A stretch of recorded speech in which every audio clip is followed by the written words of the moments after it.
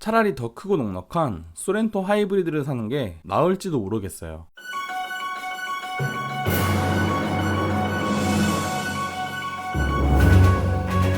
안녕하세요. 가을표 번역기 차파고입니다. 이미 사전 계약은 끝났지만 그래도 제 할 일은 하겠습니다. 차파고가 추천하는 가성비 조합입니다. 가장 저렴하게 구매하시고 싶으신 분이라면 익스클루시브에 컴포트 1, 프레스티지 초이스 추가해서 5,500만원에 구매하시는 걸 추천드립니다. 일단 익스클루시브에서 기본으로 제공해주는 옵션이 많습니다. 고속도로 주행이 편해지는 스마트 크루즈 컨트롤에 LCD 계기판과 내비게이션도 기본으로 적용됩니다. 산타페의 내비게이션 크기가 10.25인치임을 생각하면 아이오닉 5의 내비게이션은 꽤 큰 편이죠. 현대에서 아이오닉 5를 그랜저급으로 쳐주었다고 보시면 됩니다. 1열에 운전석 조수석 시트는 열선뿐만 아니라 통풍까지 됩니다. 테슬라 보고 있나?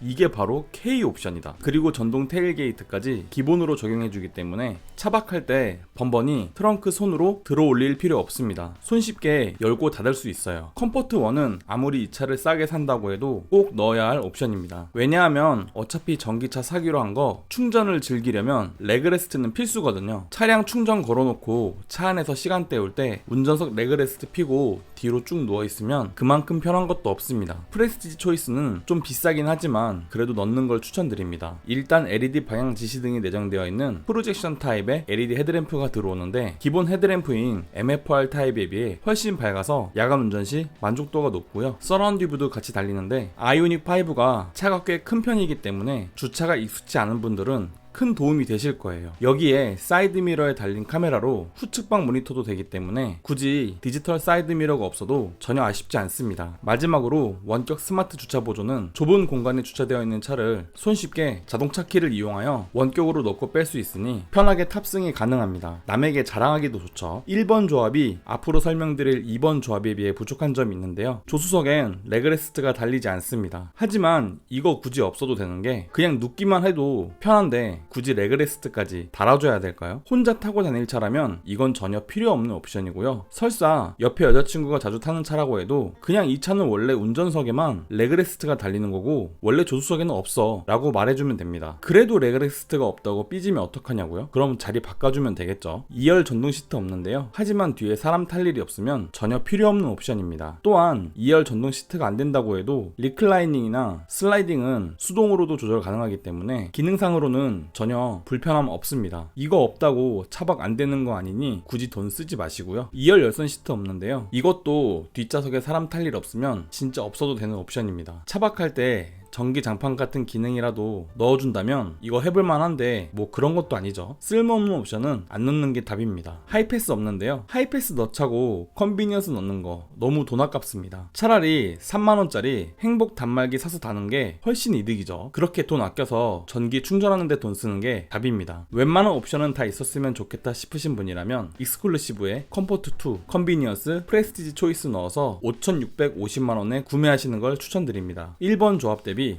150만원 올랐습니다. 컴포트 2를 넣으면 조수석이 전동 시트가 되면서 운전석과 같이 레그레스트가 추가됩니다. 이거 넣으면 충전 기다리는 경험이 고통이 아닌 편한 휴식이 될 수 있게 도와주는 옵션이죠. 거기다 같이 누워서 마주보고 있으면 왠지 뭐랄까요? 뭐 그렇달까요? 뭐 그런 거 있잖아요. 네. 그리고 패밀리카로 아이오닉 5를 사시는 분에게 2열 전동 시트 놓칠 수가 없죠. 리클라이닝이나 시트를 앞뒤로 손쉽게 조절 가능하기 때문에 꽤 편하고요. 차박할 때 번번이 힘들여 시트 조절할 필요 없으니 이만큼 편한 게 없습니다. 또한 열선 시트도 같이 적용되는데요. 안 그래도 전기차가 일반 엔진차에 비해서 좀 춥긴 하거든요. 그런데 여기에 열선까지 없으면 뒷좌석에 탄 아이들은 추워서 감기 걸릴 수도 있습니다. 아이들 뒤에 태우실 분들은 2열 열선 시트는 꼭 챙기셔야 돼요. 거기에 전자석 메모리 시스템이 적용되기 때문에 어느 좌석에서나 자신에게 편한 시트 위치를 저장해놓고 쓸 수 있는 점도 좋습니다. 예를 들어 1번은 주행할 때 시트 포지션으로, 2번은 충전할 때 편하게 누워시는 포지션으로 저장해 놓으면 번번이 시트 위치 바꾸느라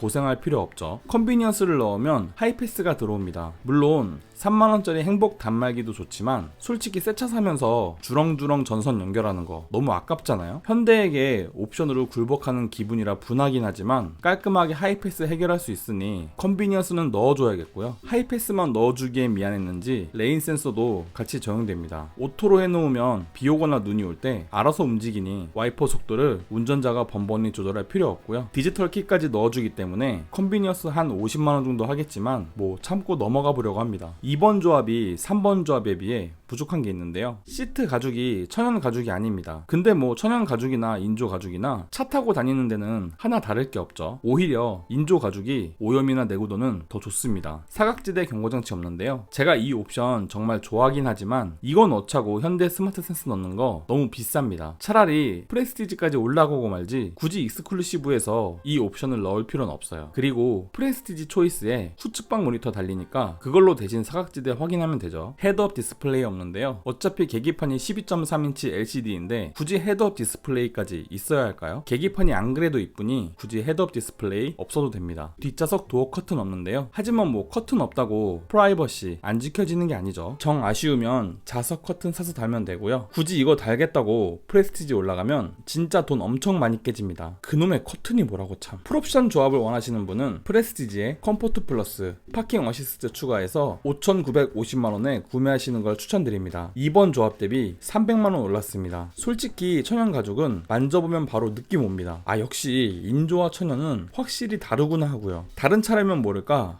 전기차처럼 차박도 많이 하고 충전하며 시트에 앉을 일이 많은 차엔 천연 가죽 정도는 챙겨주는 게 맞다고 봐요. 거기다 사각지대 경고장치, 이거 현대에서 아이오닉 5에 너무 아껴서 좀 짜증나긴 해도 안전한 차선 변경을 위해선 꼭 있어야 할 옵션이긴 합니다. 후측방 모니터 있다고 해도 이런 센서로 잡아주는 게 더 정확하거든요. 그리고 프레스티지는 현대 스마트 센스가 기본 옵션이라 각종 충돌 방지 옵션이 좀 더 향상되어 있습니다. 익스클루시브에선 옵션으로도 넣을 수 없는 헤드업 디스플레이가 프레스티지는 기본 옵션입니다. 그리고 보스 오디오도 차에서 노래 들을 일이 많으시다면 어지간하면 있는 게 좋겠죠. 그리고 컴포트 플러스를 넣으면 뒷좌석 전동 시트가 되면서 익스클루시브에선 넣을 수 없었던 뒷좌석 커튼이 들어옵니다. 아이들 재울 때도 좋고요. 이것도 꽤나 고급 차에나 가야 들어오는 옵션이니 챙길 수 있을 때 챙기는 게 좋겠죠. 그리고 프레스티지에선 파킹 어시스트를 넣어줘야 후측방 모니터와 원격 스마트 주차 보조, 어라운드 뷰 같은 옵션이 들어옵니다. 3번 조합이 4번 조합에 비해 부족한 게 있는데요. 비전 루프 없습니다. 근데 뭐 이거 파노라마 선루프처럼 열리는 것도 아니고 유리만 있는 거다 보니 더울 땐 엄청 덥고 추울 땐 또 엄청 춥습니다. 그러면 히터 키고 에어컨 키다 보니 주행거리 팍팍 줄어들겠죠. 그렇다면 뭐다? 네, 넣을 필요 없습니다. 디지털 사이드 미러도 없는데요. 근데 이미 후측방 모니터가 되는데 디지털 사이드 미러가 있을 필요가 있을까요? 사이드 미러로 인한 풍절음이나 공기저항 생각하면 있는 게 좋겠다고요? 근데 뭐 아이오닉 5로 레이싱할 것도 아닌데 그 정도까지 신경 쓸 필요는 없습니다. 자, 여기서 하나 궁금한 게 익스클루시브 프롭을 사는 게 나은지 아니면 3번 조합을 사는 게 나은지 고민되는 건데요. 한번 비교해 보겠습니다. 익스클루시브에 컨비니언스, 현대 스마트 센스, 컴포트2, 프레스티지 초이스, 플래티넘 넣으면 5,870만원입니다. 3번 조합에 비해 80만원 싸죠. 하지만 3번 조합은 헤드업 디스플레이에 20인치 휠, 2열 도어 커튼, 바이오 플로어 카펫에 러기지 네트와 러기지 스크린이 앞섭니다. 헤드업 디스플레이 하나 가격 차이에 이 정도 옵션 차이가 난다면 익스클루시브에선 굳이 옵션 이것저것 넣을 필요가 없죠. 그냥 바로 프레스티지로 넘어오는 게 맞습니다. 아이오닉 5 풀옵션을 구매하실 분들은 프레스티지에 컴포트 플러스, 파킹 어시스트, 비전 루프, 디지털 사이드 미러까지 추가하여 6,220만원에 구매하시는 걸 추천드립니다. 비전 루프는 천장이 파노라믹 루프로 바뀌는 건데 뭐 안전이 걱정되는 분들도 계시겠지만 생각보다 차가 뒤집어져서 사람 몸이 썬루프 밖으로 튀어나가는 그런 사고는 사실 발생하지 않습니다. 안전벨트만 잘 착용하면 그런 걱정은 접어두셔도 되고요. 그리고 이거 아이들이 정말 좋아합니다. 게다가 누워있으면 하늘이 보이니 눈이 오거나 비가 올 때 차박하면 운치가 좀 나겠죠. 디지털 사이드 미러도 차의 좌우문에 OLED 액정이 달리니까 엄청 하이테크한 차로 보이게 될 겁니다. 가오를 중시하시는 분이라면 그냥 눈 딱 감고 넣으시면 되고요. 그 다음에 주변 사람들에게 자랑하시면 됩니다. 사람들이 처음엔 꾹 참고 안 궁금해하다가 결국엔 우와 우와 하면서 신기해할 겁니다. 원래 신차는 이런 맛에 사는 거죠. 한눈에 보는 옵션표입니다. 가장 저렴하게 구매하실 분들은 5,500만원 정도에 구매하시면 됩니다. 뭐 이 정도만 되어도 다른 차들 거의 풀옵션급 옵션이죠. 하지만 뭔가 부족한 옵션을 채우려면 150만원 더 주시고 2번 조합 5,650만원에 구매하시면 됩니다. 전 좌석 전동 시트에 뒷좌석 열선 시트까지 되니 패밀리카로는 충분해요. 여기다 300만원을 더하면 3번 조합인데요. 5,950 350만원입니다. 아이오닉 5의 거의 모든 옵션을 즐길 수 있는데 사각지대 경고장치부터 해서 천연 가죽 시트와 앰비언트 무드램프, 헤드업 디스플레이까지 들어와 줍니다. 그런데 이왕 여기까지 온 거 그냥 풀옵션으로 가야겠다 싶으신 분이라면 270만원 더 주시고 4번 조합 6220만원에 구매하시면 됩니다. 비전 루프와 디지털 사이드 미러까지 챙기게 되는 거죠. 그럼 경쟁 차종을 한번 비교해 볼까요? 아이오닉 5와 테슬라 모델 3 그리고 투싼을 놓고 비교해 볼 텐데요. 셋 다 크기는 비슷비슷해 보이지만 자세히 뜯어보면 아이오닉 5가 많이 앞서게 됩니다. 모델 3가 아이오닉 5에 비해 길이는 59mm 길긴 하지만 폭은 41mm 좁고 휠베이스도 125mm나 작습니다. 투싼도 이번에 많이 커졌다곤 하지만 아이오닉 5에 비하면 차량 길이는 5mm 짧고 폭도 25mm 좁으며 휠베이스도 245mm 작습니다. 디자인은 작아 보였는데 아이오닉 5 생각보다 꽤 크죠. 가격을 비교해보면요, 테슬라 모델 3 롱레인지는 아이오닉 5의 3번 조합에 비해 49만원 더 비쌉니다. 대신 테슬라 모델 3는 사륜 구동이 된다는 장점이 있긴 하죠. 니로 EV는 795만원 저렴하고요, 소렌토 하이브리드는 무려 2348만원이나 쌉니다. 이놈의 전기차들 정부 보조금만 믿고 이렇게 비싼 거 왠지 열받는데 일단은 참고 넘어가 보겠습니다. 주행 요금을 계산해 보겠습니다. 앞으로 전기 충전 비용이 344원으로 원상 복귀될 예정이니까 그걸 기준으로 계산해 보면 아이오닉 5의 1km 주행 요금은 58원입니다. 10만 킬로 주행 시 583만원이나 들죠. 그에 비해 테슬라 모델 3 롱레인지는 10만원 더 들고요. 니로 EV는 전기차 전용 플랫폼이 아니라 그런지 아이오닉 5에 비해 전비가 좀 떨어집니다. 그래서 66만원 더 들죠. 소렌토 하이브리드는 아무리 하이브리드라 할지라도 기름을 태우는 녀석이라 그런지 365만원 더 듭니다. 그래서 5년 10만 킬로 유지비를 비교해보면 테슬라 모델 3는 10만원, 니로 EV는 66만원 차이가 나고요. 소렌토는 1.6배기량의 내연기관 자동차세를 내야 되기 때문에 무려 440만원이나 더 듭니다. 그렇다면 차량 보조금에 취등록세, 5년 10만 킬로 유지비와 자동차세까지 포함하여 계산해보면 얼마나 차이가 날까요? 아이오닉 5는 총 5,581만원이 드는데 이거 뭐 전기차 보조금 받아봤자 5년 10만 킬로 지나고 나니 다시 원래 차값으로 돌아가는 느낌이 있네요. 정부에서 사실상 5년 10만 킬로 유지비 내줬다고 보는 게 맞겠죠. 테슬라 모델 3는 49만원 비쌌지만 나중엔 62만원까지 벌어지고요. 니로 EV는 795만원 쌌지만 나중엔 785만원으로 차이가 줄어듭니다. 소렌토 하이브리드는 2348만원 쌌지만 나중엔 689만원으로 차이가 확 줄어드네요. 근데 5년 10만 킬로 정도 타실 분이라면 굳이 아이오닉 5 살 필요 있을까 싶긴 합니다. 차라리 더 크고 넉넉한 소렌토 하이브리드를 사는 게 나을지도 모르겠어요. 가격표 한 줄 평하겠습니다. 전기차 유지비 싸다는 거 다 옛날 얘기입니다. 충전 비용 344원으로 돌아가는 순간 하이브리드에 비해 그리 저렴하지 않고요. 전기차 많아져서 나중에 충전 비용 더 상승하면 그때는 진짜 조용하다는 것 빼고 장점은 다 사라집니다. 그러니 전기차 오너들은 지금이라도 죽창을 들고 일어나. 이로써 차파고가 제안하는 최상의 가성비 조합은 끝났고요. 어떤 차를 구매하실지 마음의 결정은 되셨나요? 도움이 되었다면 구독과 좋아요, 도움이 되지 않았다면 싫어요를 꼭 눌러주세요. 감사합니다.